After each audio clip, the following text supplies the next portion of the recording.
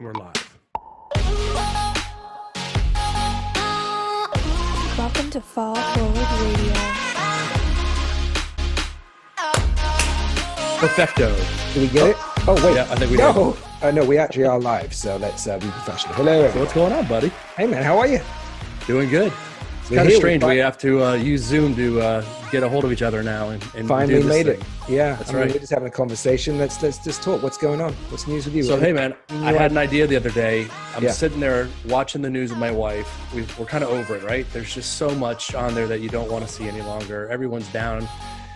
I think we need a little pick-me-up. I have an idea. Why don't you and I do this Zoom thing, try to do it once a week, maybe more if we can. We start shining the light on people, just common everyday people, maybe even celebrities one day, doing inspirational things for others. I love it, man. So wait, so we're going to get people on the show, talk about things that they've done, spread it to the world, go from there. Yep, post it online. Let's see where this goes. Get a following. We'll get some, hopefully, the name of our show, Fall Forward. So hopefully we get some Fall Forward fanatics. Perfect. That'll be our groupies, and we'll get this going. What do you think? I love the idea. I think the most important thing is we get that message out. We get people to interact with us. So they write in the comments below. Wait, we're supposed to say comments below, and then don't forget that. Ring the bell. Ring. And, we'll do that later. Yeah, we'll do that later. And then they tell us what we want to hear. We listen to them. They introduce people, and we just spread what people want to hear, and then go from there. I love that idea. Right. And I've said go from there 3 times now, so I'm not going to use that for the rest of this 2 minutes. No one's going to hold it against you. We're not professionals. We don't have any sponsors yet either. We can get away with these things. Wait, I thought we did have sponsors. Well, I mean, look. No, we don't. No, well, if there's someone who wants to sponsor us, wide open. This is the time to get in, right? Comments below, exactly. Because let me tell you, if you don't get in now, who knows what's the IPO is going to explode soon enough, and you missed your opportunity. So what are we going to talk about today? So look, again, watching the news, my thought is this. Yeah. Let's shine a light on the healthcare workers, all those out there, the frontline workers, the nurses, the doctors, you've got the police department, you've got the fire department, all those who are out there every day, strapping up, getting ready to do their job, doing it selflessly, knowing that that's their job, but to help all these others going through this big pandemic happening around the world. Now, funny you should say that, actually. I have 4 people, my mom and my sister, one of my sister's closest friends who I've known, and another guy called David. 4 of them, they started an organization about 9-10 weeks ago called You Donate, We Deliver. And what it is, we'll talk about it a little bit. We'll show a video in a second. I don't want to talk too much about it, but what they did is they got together. They start making chicken noodle soup, sending it to hospitals. One of Sarah's sisters works in intensive care emergency center. Beautiful. And they just started getting more and more people sending them food, and then they were delivering it. So the message will come from them. I'll tell you about it because we've recorded it before. But let's just show a video, show them what they're doing, and go from there. I like it. Ready to roll the tape? All right, let's roll it. Roll it.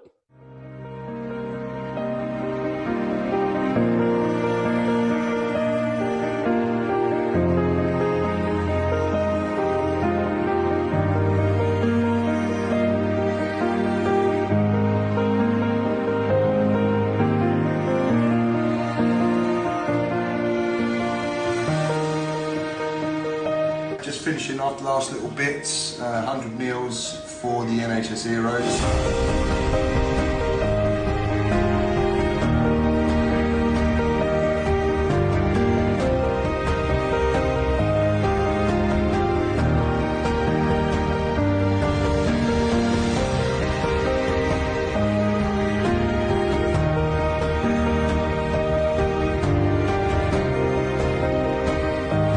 You're doing just an incredible job, and you deserve all the applause and thanks. Thank you for your brilliant hard work. Thank you so much for everything you're doing to help us, to help the NHS. Thank you, Donate, We Deliver. From the bottom of our hearts, you don't realise how much this feed will be appreciated. Thank you so much. Thank you so much.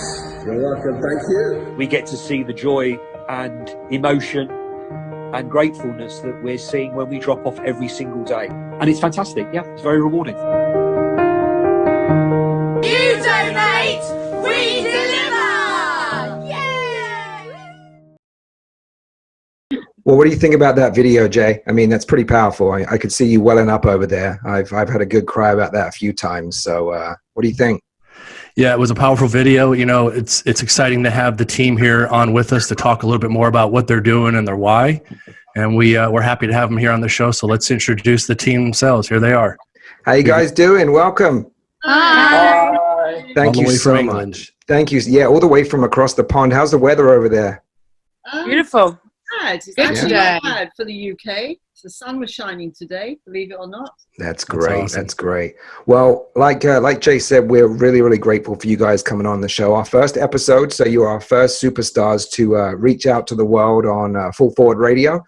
So without further ado, we've got David, we've got Sarah, Jackie, and Katie. And I know the two together are very close to me, actually, my mother and my sister. And Sarah, I've known my whole life. And David's new to the group for me, but I've heard phenomenal things about you, David. So you got to live up to those on today's edition. So no pressure. I'll try my best. Yes, you will. I appreciate it. So without further ado, let's get going and find out from you guys. So tell us a little bit about who you are. Okay. Well, I'll start the ball rolling because, you know, I'm the oldest. So basically, we are a group of 4 people who got together unexpectedly. Not planned. We just saw a situation which was very daunting for everybody. We hit a crisis, as everybody knows, with COVID.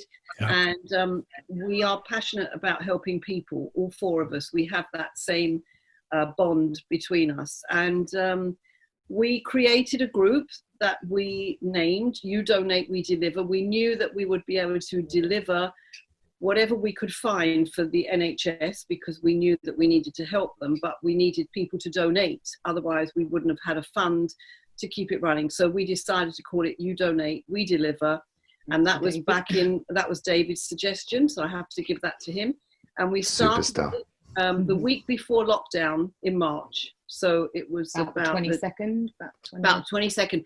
And at the time, it was just Katie and I who got it going because of a friend of mine who was working in a local hospital, and she explained that they were in PPE equipment. They couldn't get to a canteen. They had no way of eating. So I decided to make soup and send the soup up to the hospital. The famous chicken soup. The famous chicken soup. So chicken noodle soup. The chicken noodle soup. And poor Sarah at the time was suffering from the virus herself. So she couldn't actually be here and physically be with us, but she then, well, she'll tell you more about how she got into it. And David, bless his heart, David, I don't even remember. We just got hold of you each other. So he said, look, guys, I'll get a team of people together to deliver the food if you guys do it. So we created You Donate, We Deliver back in beginning of March. Set up a Facebook page. Yeah. And yeah.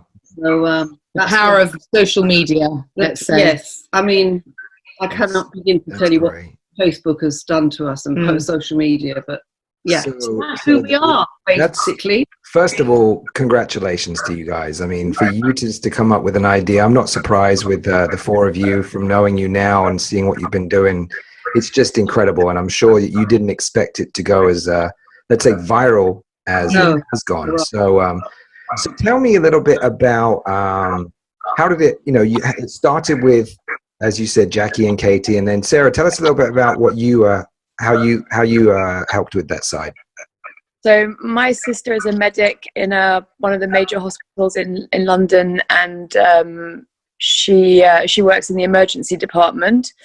And so when this started, she was complaining about being in the PPE gear, and that she was kind of couldn't get food easily once they were in the gear, and cracked hands and dry lips, and her face was really red from the mask. So I put a little post on Facebook, and Katie and I have obviously known each other like 10, 15 years.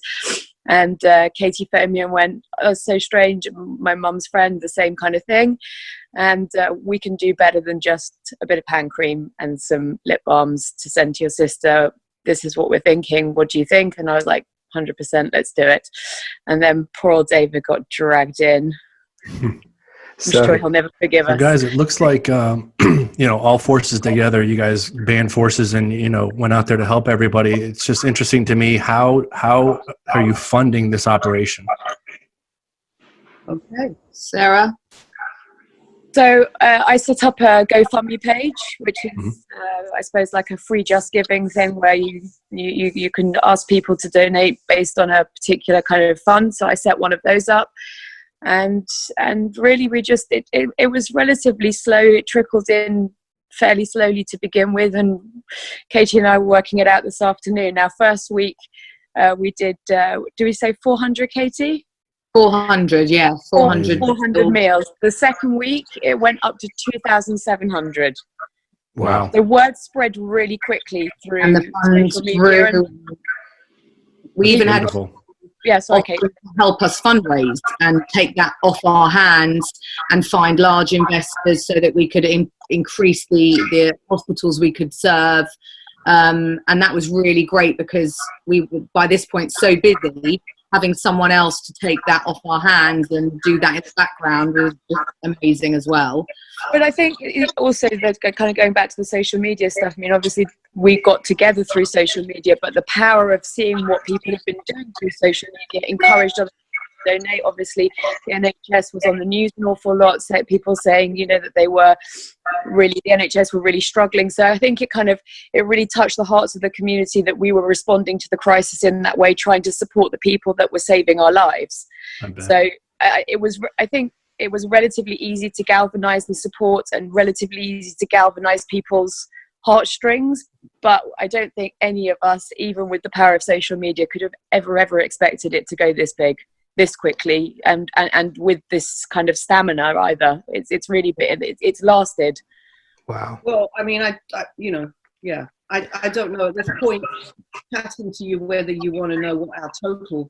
Yeah, we're going to come to that. Don't give that away yet, because I want to hear from the man from the group who I'm assuming doesn't get that. I have to put my hand up. I was about to say you don't often get the chance to speak, so I'm going to go ahead and mute the other two, and the floor is all yours, my friend. So tell us, David, what I know you deal a lot with the logistics side and a lot of the driver side, and tell us what your goal, what you do in the whole scheme of things. I don't really know, and I've stopped to think about what I'm doing at all, if I'm brutally honest. I set out to deliver, the way I got involved was I set out to deliver, I put a message up on Facebook. I'm not the massive fan of social media myself, but I've got a different view of it now throughout this crisis. But I think I delivered 10 kosher meals for a lady that I didn't even know that said, could you help? And I said, okay. And those two, your two, Rob, just suddenly someone posted a picture of me doing it and they got involved and said, you know, we want to start doing things. I said, well, I only want to start delivering 10 chicken noodle soups to Mrs. Cohen in Edgware. And the next thing we know, as Sarah's just testified to, we've, you know, 2,000 meals a day later, we find ourselves where we are. So the whole thing's changed, really. We had myself doing the driving, and then we needed very quickly to get 2 or 3 guys involved. We put messages up. People just came on board, and the guys that are driving, have never taken a penny. They don't want a penny for petrol. They're insulted that we've even asked them, but we felt we have to ask them. And that's from day one. And even now, when they know it's over, we've had some unbelievable messages, which I need to share with the girls. But just this evening, the messages that they've sent back to me in response to us saying it's coming to an end. I think from a mental side, a lot of these guys and girls are doing things that actually it's giving them a reason to forget about the charity, forget about what we're doing meal-wise and taking out to NHS, which of course is the whole goal. But for a moment, they are, it's very important for themselves, their own well-being, I think. And I would say that also about the chefs. And I would also say that about us four, that we are the type of people that just not going to sit around and do nothing. And that just came together. It's quite a unique situation, really, that I find that we found ourselves in, I think. So not only are you helping the frontline workers, you're helping people that are out of jobs, keeping them busy. And by the sounds of it, it sounds like everybody who's been doing this with you guys has loved every single minute of it. Yeah, I think your mum is really able to verbalise this really well, actually, Rob. And I'm going to give her the floor for once without her slapping me on the shoulder because she says it good. So I just I was watching what we call the hubs. We've set up these hubs. There's about I don't know, about 11 hubs all the way around the area that we live. And these mothers are stuck at home with their kids. They're having to homeschool their kids. They are very stressed over it. I know, because of my daughter. She's got 2 kids here that need to be homeschooled. And it's not something that any mother really enjoys doing. So they have to keep their kids busy doing something. And when father, by the way. Yes, yes. And when we put it out there and we said, look, we need some help with some baked goods. Anybody want to do some baking for us? Well, I can't begin to tell you how excited they were. The kids got in the kitchen with mum. They started to make cakes and they started to help. And our children, my grandchildren, Katie's kids, started to come out into the tent with us and help us do all the packing. We've taught them what it's like to work for charity. And some of the kids go with dads on the deliveries to see, where this is going and to see the joy on the people's faces that receive everything. Yeah. Which we haven't been able to do, but we actually, David will back me on this. Some of the drivers have said to us, you have no idea what you've done for these people until you see their faces when you pull up at the hospital with the food. They say that you're at the back end. You don't really know. I mean, we don't care because we're not doing it because we want thanks for it, but it's quite an emotional thing when we hear that. Yeah, we just saw that. Sorry, go ahead, David. I was just going to say, I think exactly as Jackie says, I think all the guys are saying, we get the easy bit, we get the photo with that nurse that's practically in tears because she hasn't eaten properly for days. And, you're giving them a freshly cooked meal and we get the joy from that. These ladies are, it's 24/7. You can't even begin to, I don't even begin to know the work that they have done during this process. And it's physical and it's mental for them too, so it's everything. And it's emotional as well, Jay. It's really emotional, to be on the receiving end of some of the messages that we get, and it's an all-round package of feelings and physicality and mentality. But I think just going back to what Jackie said as well, that the drivers also, these guys, lots of them are not working at the moment. So for them to have a purpose, a reason to kind of be involved in something that is bigger than just sitting at home, and they've lost their daily routine. Lots of these guys and girls are not going to work. They've lost, they've been put on furlough, and we've got lots of guys that are with us every day at the hub that have decided and made themselves our right and left arms to schlep stuff, to carry, to be there to support us, just to be our backbones when we need them the most. And I think we've given every different level of society a reason to do something purposeful during lockdown. I definitely will remember lockdown as one of the best times of my life. Yeah. I mean, that's beautiful. That to hear those words come out of someone's mouth, that lockdown was one of the most incredible times of my life. You don't expect to hear that from anybody. I mean, I've been following you guys on your social media, on Facebook and on Instagram. And let me just tell our viewers out there, they're not just delivering sandwiches and chips. They're delivering gourmet food. One of you guys tell me about how many chefs that you have. You have some Michelin star chefs that are making meals? I'll speak as if you like. Coordinate a lot of that with Sarah at the hub. So initially, as it said, it started with chicken noodle soup, and then people offered their services to cook, and then caterers and chefs got in touch with us that are also out of business and saying, look, I could do you 100 meals a day. And initially we thought, great. So we had the funding, we set up supplies with wholesalers so that they could deliver large quantities of food to the chefs. We started having the food delivered to us. Yes, in our front we were taking all the orders for 10 chefs and we were divvying it out, and it was and it was pouring with rain, and we didn't have any covers, and we were buying tent after tent. Anyway, carry on. Yeah. And they all laugh. And then we set up a deal with the wholesalers to deliver individually to each of our chefs. They can take care of that. And we realized very quickly amongst our 10 or so chefs that one was a cordon bleu Michelin star chef. One works for a very, very famous chef who has a chain of restaurants in London. And they were cooking from their homes, literally as many as they could possibly imagine or manage, until another really great guy joined us and said, let me help. I can find a kitchen for these chefs to cook in. And bearing in mind the social distancing aspect, it had to be big enough, and it couldn't all go there, and some of them couldn't leave homes anyway. And he set up a really amazing team in his old school, a private school, that he did a deal with them as head boy, he was, to let them use the kitchens free of charge and let him have carte blanche to go in and set up. And he took this chef that ran the team, they got volunteers in, and basically started cooking 500 meals a day from this kitchen. And that meant we were able to increase our supply to many more hospitals and increase the numbers. And I can't tell you that the creativity that he did for a budget, some of the meals that he churned out were incredible. So we're not talking about just a pasta bolognese or, incredible meals, but not going mad expense-wise. Just they have the ability to do that, and the fact that we had the wholesalers. So there increased our numbers. And it's a kind of daily process of working out which chefs are producing how much and how many we need and how many is going to that hospital, and it changing every day because of their requirements. And that's a process in itself.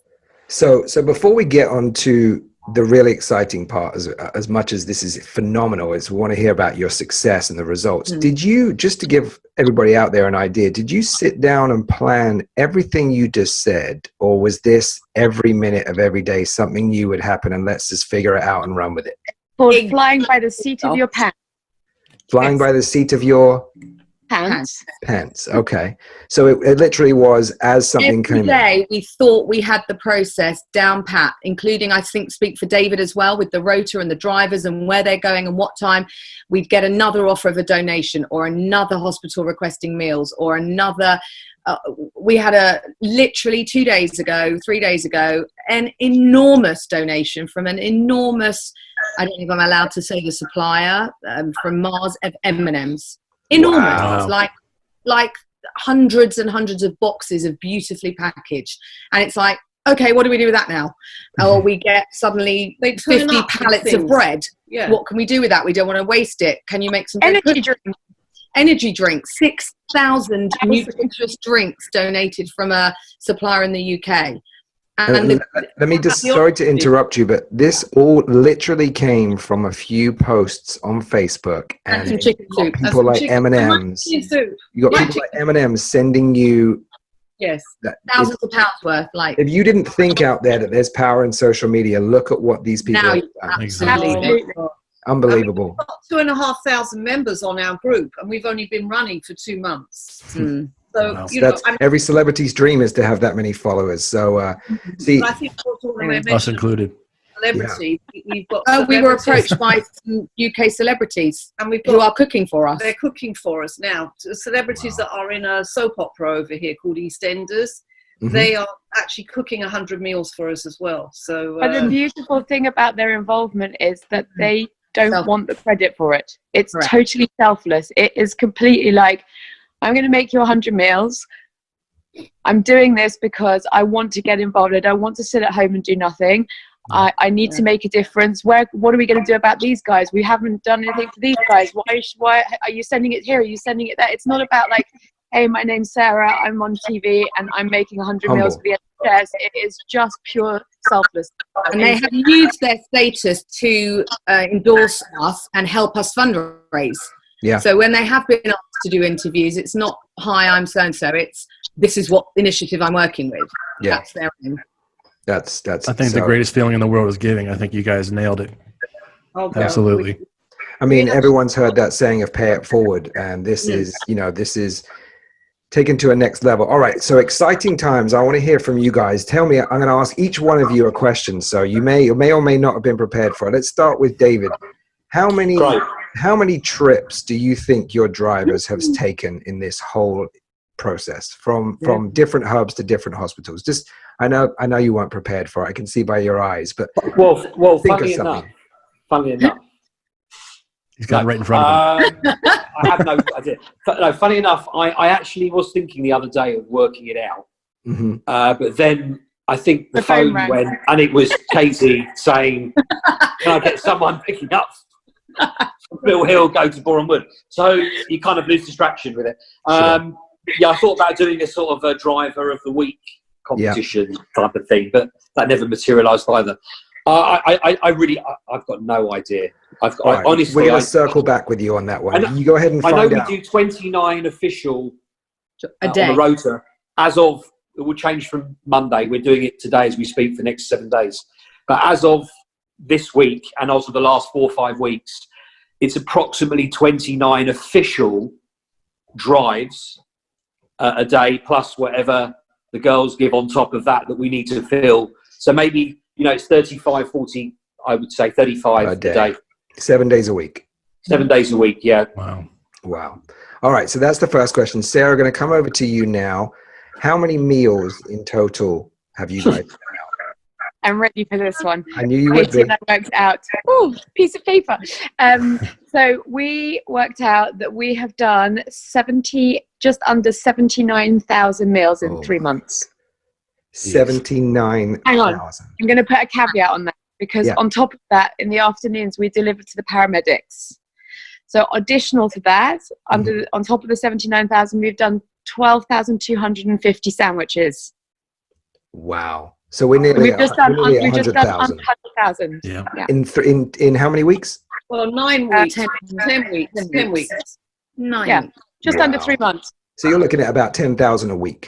And that doesn't include my chicken soup. I was going to say, it's where it all started. All right, Katie, Jackie, on to you. How many hospitals have you, or care homes, or in total have you reached? Well, we're supplying 22 hospitals. Well, it's probably 22 hospitals, and there are wards within those hospitals. So I'd say probably on the list is 31 a day. Wow. Plus we've got some care homes as well that we're sending out to as well. Let me tell you something. These girls cannot say no to anybody. And as much as, listen, I can't either. I mean, they get on the phone. I've got a few of them are my personal contacts, but they're getting contacted every day. And they look at me, and I know the minute I look at their faces when they arrive in the morning, another hospital. There's another hospital. So, we just. But also, where Sarah and I are very good is that because we can't say no to donations, hospitals, we will also find places for stuff that we won't necessarily need. So one of the hospitals that Sarah's sister works in set up a staff supermarket. Free staff supermarket where the staff who'd been on long shifts, all the 24-hour supermarkets in the UK that were no longer 24 hours, they can't shop, they don't know where to go. So they set up a free staff supermarket. So we also collected what we call here non-perishable items, pastas and soups and tin foods, and we basically, were a massive contribution to their staff supermarket. They had over 10,000 staff a week going in there and taking home a loaf of bread and a thing of pasta and a tin of soup so they would have something to eat. And then we also got in contact with food banks, which are where people can go that can't afford to get food, and also the homeless. We've sent sandwiches. We are still sending sandwiches weekly to a group of volunteers who literally go into central London and hand out sandwiches, snacks, crisps, water, anything we can get for them. What did Katie Louise say, Kate? That they took £300 worth of water, 300 British pounds of water, and it went in 20 minutes. That's to the homeless. Insane. So, as we come to the end of the interview, first of all, unbelievable what you guys are doing. Just bravo. If we could clap without the feedback, bravo. So, 2 more real quick questions. What's next for You Donate, We Deliver? Yeah. Okay, this is my one. We don't want to stop, obviously, because we really, first of all, we love working together as well. We have a great working relationship. And David's still there. Yeah. Still and we're looking forward in as much that we want to continue helping we can't carry on with the meals, and they won't necessarily need the meals, but there are all sorts of problems that are going to arise as we go on. A lot of them are people getting back into business again, children getting back into school again. It's going to be very tough, and we are negotiating at the moment. We found a product, a cleaning product, sanitizing product, that we think we're going to be able to recommend. But first, we are going to use some of our funds, and we are looking. David doesn't know this yet because we haven't had time to tell him, but we're looking at sanitizing some of the care homes and the schools free of charge to help them to get back into their life again and basically get busy. And that's going to be a challenge for us. And the next chapter. Next year, when we stop all the social distancing, we're going to make a huge charity event, and we're going to have everybody there. We'll if we're invited, we'll definitely fly over there. Absolutely. You better. That's the plan. Yeah. Well, listen, first of all, want to say thank you so much for taking the time to talk with us. We're so excited to share this with everyone in the world. And the last thing, as well as, I hope you guys have enjoyed talking to us and enjoying, us spreading the love around the world as well. Last really quick thing, we ask all of our guests who you would like to see come on our show moving forward. Is there anyone you can think of real quick that you can recommend to us and wrap up their story? David has one. Go for it. Raise his hand. She's a lady called Mental Mary. We call her Mental Mary. But she's not mental. She's not mental. She's very not mental. She's now she's probably now a very famous TV star. But she did an interview with the EastEnders gentleman Scott Maslin, who's making food for us that we mentioned before, and she was fantastic. I mean, she'd be brilliant for the show, wouldn't she? She could talk about her experiences better than anybody else. Yes.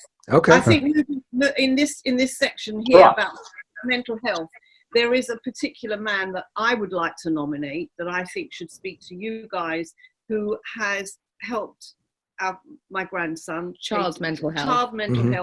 A guy who will tell you his story. He's got an OBE from the Queen for doing what he did. He tried to commit suicide by throwing himself off a bridge, and he was saved. And the story is incredible to listen to. And I think he is one person that would be amazing for you guys to put on your program.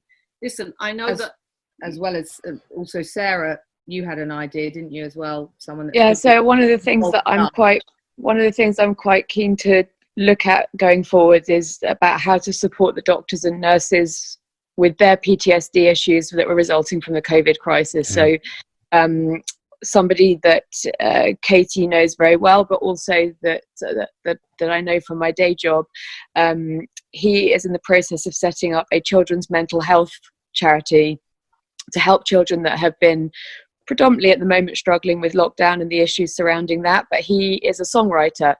So he wants to use the channel of music to be able to connect with children and to help them express their feelings and the way that and he is releasing a song to help us raise further funds, called Strong. And it's about helping children with their mental health issues. So yeah, that's another one. I love it. That's amazing. If you guys go ahead and reach out to all those people, let us know.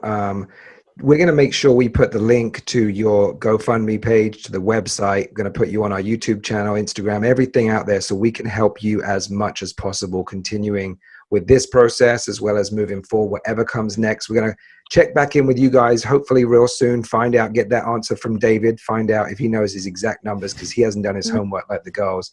But with that being said, girls and guys, thank you so much for spending the time with us. Keep up the good work. And you guys. Thanks for having us on. And luck with the show. Good luck with the show, and hope it's going to be a huge success for you guys as well. I'm sure it will. Thank you so much. Thank you very much, Take guys. care, guys. Thank you so much. Take care, everyone. Bye-bye. Bye-bye. Bye-bye.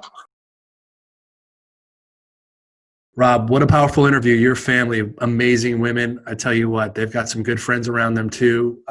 It reminds me a lot of our relationship, just two people getting together. Now you've got four people who are close friends getting together to help others. There's nothing better than giving back to other people. And like they said, the feeling that they get from it, it supercharges you. And it's so amazing to hear that your mom's looking forward to, with the group still, how they can continue to go forward and catapult this whole business. Yeah, I mean, it's listening to the four of them. It was actually hysterical. I mean, if you saw David, I felt sorry for the guy. You know, he's the one guy in three very powerful women. I knew that growing up in my household, but you know, they've all decided very, very quickly who's going to do what. And then, as they said in the interview, is that every day changes. One day they could just be doing, you know, to get endorsements from people like M&M's, and then famous actors and actresses that don't want anything except using themselves as a platform to Michelin rated chefs and whatnot. It's just out of this world. The people that come out of the woodwork to help others. It's just I mean, beautiful. I love the fact that they are all able to just be themselves, use their natural abilities, and just spread the word about it. I mean, it's the same as what we're doing, is we're spreading joy and love and friendship and encouraging people to do things to help others. So, you know, that being said, I know you got something exciting that we've been talking about. So let's talk about that. Yeah, let's talk about that. We've talked about it a few times about being interactive, and here's that chance. We have on our website a space called Suggest a Guest, and this is your opportunity to be involved with us. We want to be the conduit for everybody to feel like they can share all the great things going on in this world, whether it's a friend, a family member, someone they've met before they barely know, but they know a wonderful story of them either falling down and getting back up and persevering and helping others through a wonderful story, or simply somebody who's a celebrity for that matter that's doing wonderful things in their own right to help the underprivileged in some way or another. It doesn't matter the story. We just want to be part of it. So the whole idea is you suggest the person. If we do pick you, you will be brought on the show to introduce that friend or that person you suggested if you'd like. And then we'd have you on the show at least to be part of this, like we said. And that's really our hope here. Yeah. I mean, think deep. I mean, every single person on this planet knows someone who motivates them, whether it's a celebrity, whether it's just a friend. And you hear daily. Unfortunately, in this day and age, bad news travels much faster than good news. But there is things out there that you see and read and know about. So just let us know. Go on the website, fill out the form. We'll look at it, and then we'll contact you. We'll probably contact everybody to find out the stories. Hey, there's not enough. There's never going to be too many inspirational stories out there. So worldwide too. We're not interested in just the borders of America. Like we've talked to everybody today from the English British group. We want to talk to everybody out there who has a story, and hopefully this will perpetuate on, and this will be a never-ending story for us. How cool would it be to get a story from, like, the goal to be 5 continents, 6, 5 continents. How many continents are there? Wow. I made myself look intelligent there, guys.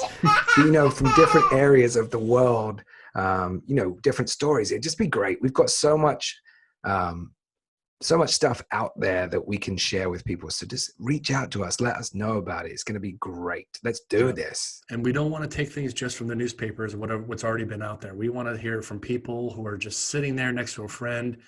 Maybe they don't want the limelight on them, but you know what? Let's take those opportunities to shine a light on the people that are doing the right things in this world. And those people that don't want the light shined on them are the best people, because, they're humble and they just want to just talk. And that's what it is. We're not interviewing you. We're just sitting, having a chat, finding out how we can help you guys. So Jay, tell me who your top people you'd like to see on the show.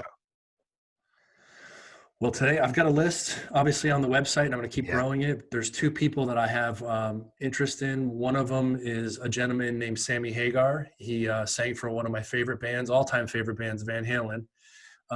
Look, he's got a long history in the music business. I respect the guy.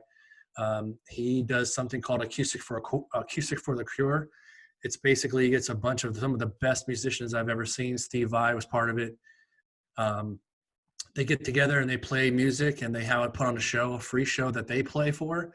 They charge people, and basically all the proceeds go to help pediatric cancer. Perfect. Love the concept, love the idea.